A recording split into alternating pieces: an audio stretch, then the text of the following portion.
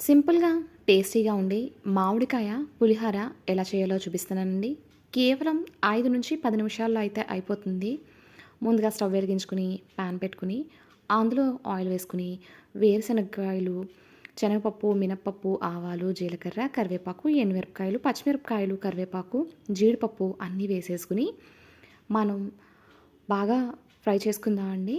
పోపు ఎప్పుడు కూడా కమ్మటి వాసన వచ్చి పోపులన్నీ బాగా వేగేదాకా ఫ్రై చేసుకోవాలి.